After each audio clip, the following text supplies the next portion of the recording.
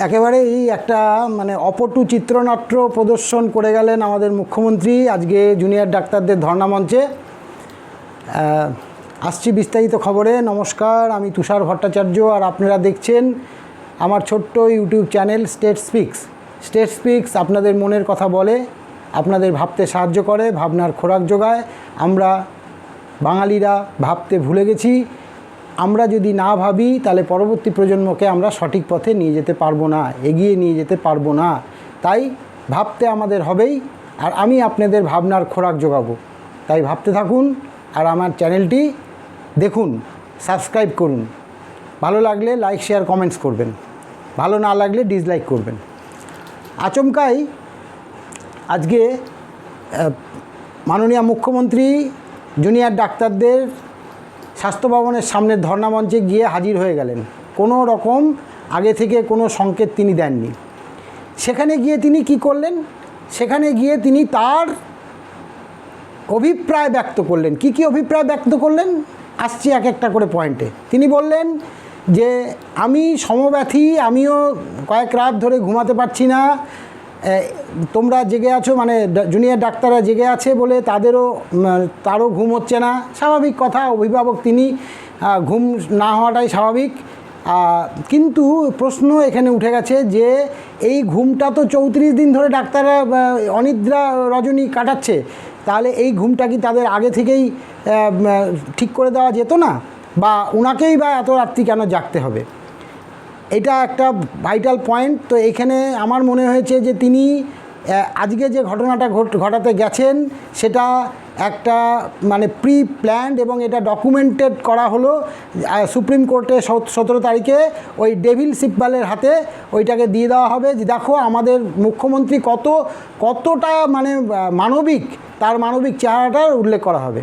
কিন্তু ভুলে গেলে হবে না, ডাক্তাররাও কিন্তু ছেড়ে দেওয়ার পাত্র নয়, চোখে চোখ রেখে লড়াই করছেন এবং করে যাবেন। সেই ধর্ণা মঞ্চে থেকেই তাদেরও বক্তব্য ছিল। তাই যখন মুখ্যমন্ত্রী ধর্ণা মঞ্চে পৌঁছান তখন কিন্তু অবস্থানরত জুনিয়র ডাক্তাররা তারা কিন্তু উই ওয়ান্ট ফর জাস্টিস বলে স্লোগান দিতে থাকে, এবং সেই স্লোগান মিনিট 2-3 ধরে মুখ্যমন্ত্রীকে ভাষণ দানে বাধা সৃষ্টি করে, এবং মুখ্যমন্ত্রী বাধ্য হন বলতে যে আমাকে কিছু বলতে দেওয়া হোক, আপনারা শান্ত হন। তখন তারা ধীরে ধীরে ধীরে ধীরে স্লোগানটা কমিয়ে দেয়, কিন্তু স্লোগানটা চলতেই থাকে। স্লোগানের যে শাউটিংটা সেটা কিছুটা কম হয়ে যায়। এবার মুখ্যমন্ত্রী তিনি বলতে শুরু করেন যে কথাগুলি আমরা বারবারই শুনে এসেছি। তিনি বলেন যে তার দুটো উদ্দেশ্য ছিল। আমি এটাকে অনেকবার দেখলাম, তার বক্তব্যটা শুনলাম। তার দুটো উদ্দেশ্য ছিল। একটা হচ্ছে যে যদি তোমরা কাজে যোগদান করো তবে তোমাদের এই বিষয়গুলি আমরা বিবেচনা করে দেখব। আমি তো একা সরকার চালাই না, চিফ সেক্রেটারি আছে, হোম সেক্রেটারি আছে। এই যে মিথ্যা প্রবচন ভারতবর্ষের সব লোক জানে, বিদেশের লোকরাও জানে যে এদের কোনো খাওয়া নেই। এই যে IAS IPS ব্যুরোক্র্যাটদের কোনো খাওয়া নেই। একটা পায়খানা বাথরুম তৈরি করতে গেলেও উনার পারমিশন ছাড়া হয় না, উনার নজরে না আসে হয় না। সেখানে তিনি বলছেন আমি সরকার চালাই। যখনই আটকে যান তখনই কিন্তু তিনি অন্যের ঘাড়ে দোষ চাপিয়ে বেরিয়ে যাওয়ার চেষ্টা করেন। এ যাত্রাটায় কিন্তু উনি ফেসে গেছেন। বাংলাতে একটা কথা আছে, দেখুন, তুলে ধরা আর ধরে তোলা। এই যে কথাটা তুলে ধরাটা কি? দেখুন, উনি নিজেকে তুলে ধরতে গেছিলেন যে তোমরা যদি জয়েন করো তবে আমি কিন্তু বিবেচনা করে দেখব। 34 দিন পরে তার বিবেচনা হলো। ডাক্তাররা তো দ্বিতীয় দিন না তৃতীয় দিনেই তাদের এই 5 দফা যেটা দাবি ছিল, সেই দাবিগুলি কিন্তু 5 দফা দাবিগুলি কিন্তু ওনারা জুনিয়র ডাক্তাররা কিন্তু মানে একদম শুরুতেই দিয়ে দিয়েছিলেন। তাহলে মাননীয়া যদি বিবেচনা করার থাকতো, আপনি যদি আলোচনা করতেন, তাহলে আপনি ওখানেই এতদিন করে ফেলতে পারতেন। ডাক্তারদেরকে কেন এইভাবে আপনি অযথা মানে একটা ইয়ের মধ্যে ফেলে রেখে দিয়েছেন, এবং সাথে সাথে পশ্চিমবঙ্গের জনগণকেও আপনি একটা বাজে পরিস্থিতিতে ফেলে রেখে দিয়েছেন। তারপরে আপনার দলের লোকরা কি করছে? আপনার দলের লোকরা নানা রকমভাবে এই ম্যাটারটাকে পলিটিসাইজ করার চেষ্টা করছে। আজকে আপনার দলের মুখপাত্র না কি বলে, মূর্খপাত্র না কি যাই বলেন, তার একটা টুইটের উপরে, তার একটা কল রেকর্ডের উপরে পুলিশ তদন্তে নেমে সিপিএমের ডিওয়াইএফআই এর নেতা কলতানকে গ্রেপ্তার করে দিল। আর আপনি এতদিন ধরে 5টা দাবি ডাক্তাররা রেখেছে, সেই ডাক্তারদের 5টা দাবির মধ্যে প্রথম দাবি সিপিকে পদত্যাগ করানো, দ্বিতীয় দাবি আর জাস্টিস ফর ওই অভয়ার, আর তৃতীয় দাবি হচ্ছে স্বাস্থ্য সচিব সহ আর 4জনকে স্বাস্থ্য ভবনের পদত্যাগ করাতে হবে। কই তখন আপনার পুলিশ কোথায় থাকে, বা আপনার অ্যাডমিনিস্ট্রেশন কোথায় থাকে? আপনার অ্যাডমিনিস্ট্রেশন জানতে যাচ্ছে বাংলা, আপনাকে সেই উত্তরটা দিতে হবে। যতক্ষণ আপনি উত্তরটা না দিতে পারবেন ততক্ষণ কিন্তু মানুষ আপনাকে আর বিশ্বাস করছে না। যেমন ডাক্তাররা করেনি, তারা বলেছেন যে আমরা এইখানেই বসতে চাই, বসুন, এখানে বসে যান। আপনার যদি সৎ ইচ্ছা থাকে আপনি ওখানেই বসে যেতেন, কোনো তো ভয় নেই। আপনি যদি জাস্টিস দিতেই চান, আপনি এই ওদের 5টা দাবির মধ্যে 3টে দাবি আপনি দিতে পারবেন না, কোনো দিন দিতে পারবেন না।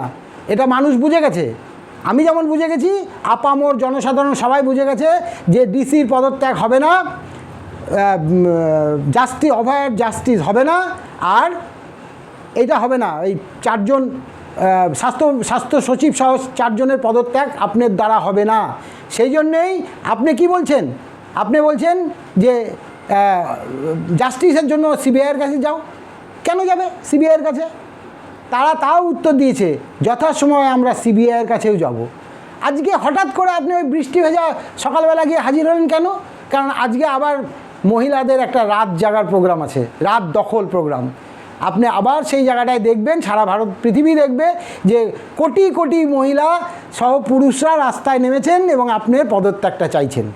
তারা জাস্টিস চাইবে, সাথে সাথে কিন্তু আপনার পদত্যাগের স্লোগানটাও উঠবে, এটা দেখে নেবেন আপনি।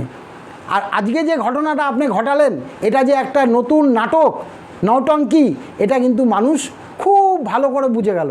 এই অপটু চিত্রনাট্য, এই যে স্ক্রিপ্ট কে লিখে দেয় আপনাকে, কেনই বা আপনি এসব প্রেজেন্ট করেন, মানুষ কিন্তু আপনাকে আর বিশ্বাস করছে না। আর বিশ্বাস করছে না বলেই কিন্তু জনরোষটা কিন্তু বেড়ে যাচ্ছে। আমি প্রত্যেকটা এপিসোডে আপনাকে আগের থেকেও বলেছিলাম, ম্যাডাম বেরিয়ে আসুন খোলস থেকে, ভুলে যান আপনি রাজ্যত্বে সবাই, আমরা আপনার মুখ্যমন্ত্রী, আপনি সেই জায়গাটায় আসুন। আপনি আমাদের যে মুখ্যমন্ত্রী, এই জায়গাটাকে ক্লিয়ার করুন যে আমি সবার মুখ্যমন্ত্রী। ওই 4-5টা লোককে বাঁচাতে গিয়ে আপনি এত লোকের বিদ্বেষের মধ্যে কেন পড়বেন? প্রবলেমটা কোথায়? তাহলে তো জনগণ আপনার পদত্যাগ চাইবে ম্যাডাম, এখানে তো কোনো ভুল কোনো ব্যাপার দেখতে পাচ্ছি না। তো আপনার যে এই যে বলে আসলেন, এখানে তো আপনার কিছু বিবৃতি দান করে আসলেন, যেটা ডকুমেন্টেড হলো। 17 তারিখে কপিল সিব্বাল যেমন আগের দিন কিছুই দেখাতে পারেনি, এবার সে বলবে দেখুন আমাদের মুখ্যমন্ত্রী কতটা মানবিক, এবং তিনি এই যে দেখুন তৈরি করেছেন, তিনি ডেকেছিলেন সভাগৃহে, আমি সেটাও বলেছিলাম যে সভাগৃহে ডেকেছেন, ভালো কথা নবান্নর। তাহলে এদেরকে আগে থেকে বলতে হতো যে তোমাদের ভাই লাইভ স্ট্রিমিং হবে না। এবার আপনি কি শো করলেন, ওখানে নিয়ে গিয়ে ওদেরকে 2 ঘন্টা বসিয়ে রাখলেন। ওরা যেমন 2 ঘন্টা বসে থাকলো, আপনি সাথে সাথে বললেন আমাকে 2 ঘন্টা বসিয়ে রাখা হলো, 3 দিন ধরে আমি অপেক্ষা করছি। আরে ম্যাডাম, এরা 34 দিন ধরে অপেক্ষা করছে ওই জাস্টিসের জন্য, ওই 5টা পয়েন্টের জন্য। ওরা আপনি আজকে যাওয়ার পরেও কিন্তু ওখান থেকে চ্যুত হয়নি। তারা বলেছে আমরা 5টা পয়েন্টেই আলোচনা করব, 5টা পয়েন্টেই আলোচনা করবো, এর বাইরে কোনো কিছু আলোচনা হবে না, এবং যেখানেই করবেন আপনি সেখানেই লাইভ স্ট্রিমিং করতে হবে। সুতরাং ওরা কিন্তু এতে হয়নি। তো এতে সবাই বলছে যে এটা ডকুমেন্টেড, আপনি এইটাকে তুলে দেবেন। কিন্তু আরেকটা পক্ষান্তরে কথা বলি, এবার কিন্তু এই 17 তারিখে কিন্তু সুপ্রিম কোর্ট কিন্তু মনে হয় না এই জিনিসগুলিকে, মানে আপনার এই মানে রাজ্য সরকারের যে কপিল সিব্বাল বা ডেভিল সিব্বাল যিনি আছেন, তার কিন্তু কোনো কথা সেইভাবে মানবে বলে মনে হয় না। এই সব ডকুমেন্টেড ম্যাটারগুলিও যদি প্লেস করা হয় সুপ্রিম কোর্টে, এগুলি কিন্তু ফুৎকারে উড়িয়ে দিতে পারেন মাননীয় চিফ জাস্টিস, এটা কিন্তু উড়িয়ে দিতে পারেন। সুতরাং সাধু সাবধান। আবার বলছি যে এই যে আগুন নিয়ে একটা খেলা চলছে, ডাক্তাররাও কিন্তু অনড়, এবং সিনিয়র ডাক্তারদেরও আমি কয়েকজনের মতামত শুনলাম, জানতে পারলাম যে তারাও বলছেন যে না, আগে কাজে যোগদান করবে তারপরে তুমি বিবেচনা করবে না। এটা তো অনেক দিন আগে থেকে করে, তাহলে এদের তো আন্দোলনটা ফিকে হয়ে গেল। পাবলিকের কাছে কি জবাব দেবে এরা? এদের জবাব দেওয়ার মতো কোনো জায়গা নেই। সুতরাং ডাক্তাররা অনেক অনেক ইন্টেলেকচুয়াল, তারা বুঝে গেছে যে এটা একটা আই ওয়াশ। মুখ্যমন্ত্রী আমাদের সামনে এসে যেটা করলেন সেটা একটা আই ওয়াশ। জনগণ কিন্তু ডাক্তারদের সঙ্গে আছে, আপনার সঙ্গে নেই, এটা মাথায় রাখবেন।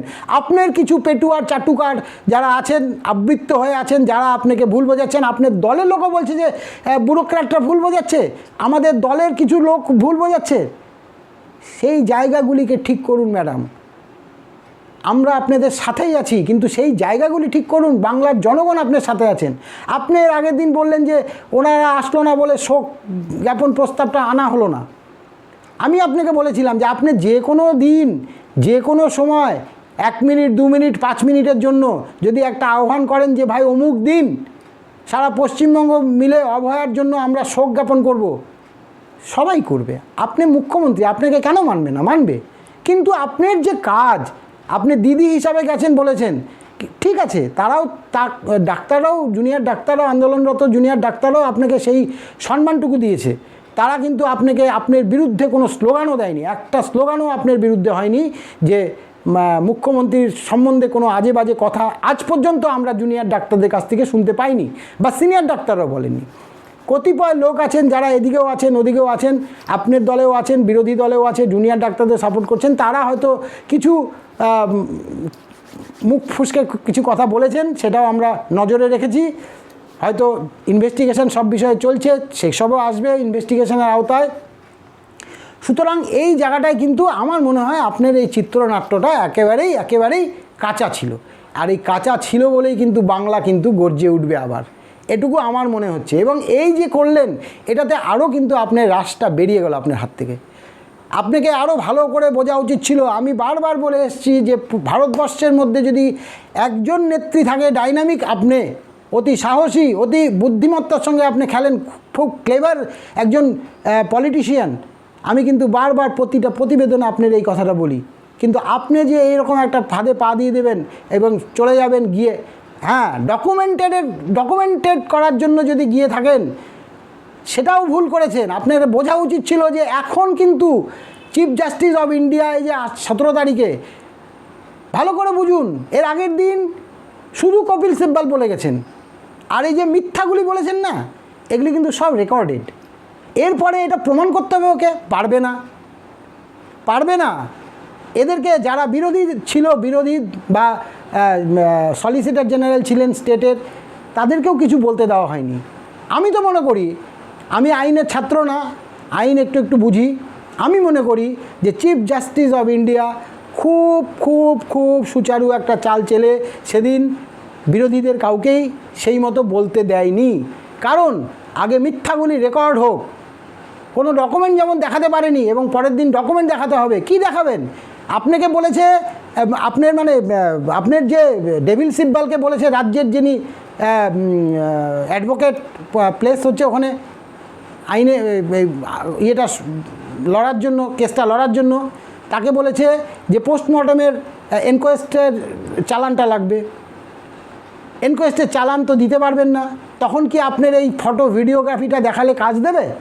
বা নবান্নের সৌভাগীর যে খালি আপনি বসে আছেন আর 2-1জন ওই চন্দ্রিমা ভট্টাচার্য ম্যাডাম বসে আছেন, এছাড়া আর কেউ নেই ঘরে, ফটোগ্রাফার ভিডিওগ্রাফার একজন আছেন, এই যে খালি একটা চিত্রনাট্য আপনি তৈরি করেছেন, সেটা দেখাবেন? তাহলে কি চিফ জাস্টিস বলবে ও আচ্ছা এই পোস্টমর্টমের রিপোর্টের বদলে এইটা দেখাচ্ছেন, আচ্ছা ঠিক আছে চলো পাস হবে?